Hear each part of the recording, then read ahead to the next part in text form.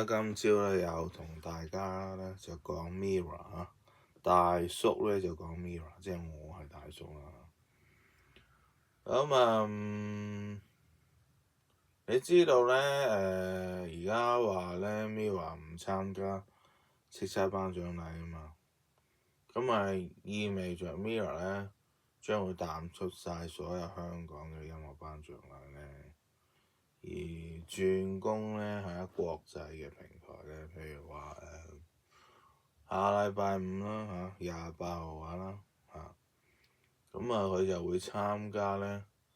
MAMA 嘅韓國咧 K-pop 咧音樂頒獎禮咧做表演嘉賓㗎。咁咧就喺香港嘅啟德主場館度舉行。通常喺韓國嘅，喺南韓舉行嘅，但係今年就移師去咧香港舉行請到 Mirror 咧做表演嘉賓當然仲有其他嘅 K-pop 嘅單位啦而家最流行嘅 K-pop 單位，佢仲有就佢差唔多去到殿堂咁嘅 G-Dragon 啦做嘉賓咁其實而家 Mirror 嘅舉動咧，其實真係有啲似 Blackpink Blackpink 咧，而家喺國際嘅舞台咧好犀利就反而咧佢哋已經唔係好再參加咧本身韓國自己嘅頒獎禮，可能咧就連呢啲 MAMA 嘅頒獎禮咧 Blackpink 都唔參加咁 Mirror 係咪有啲想咁樣咧佢哋唔再參加香港頒獎禮，而轉攻國際嘅頒獎禮衝出國際。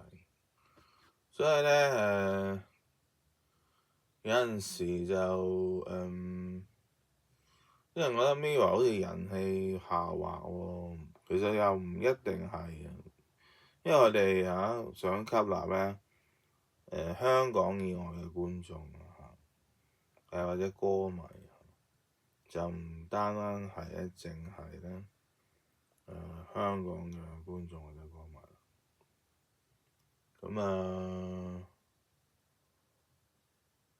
所以話我哋都唔知今年咧叱咤頒獎禮咧會唔會咧係少咗人睇，因為如果冇咗 Mirror 之後咁如果同埋講 Mirror 咧，好似就係因為佢參加澳門嗰啲 show 嗰啲係咪開年 show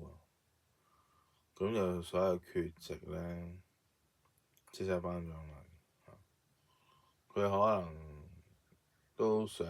爭取多啲國內嘅觀眾，就喺澳門嗰度做 show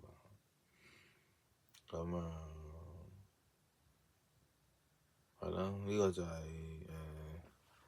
Mirror 咧今年年尾嘅情況啦。OK。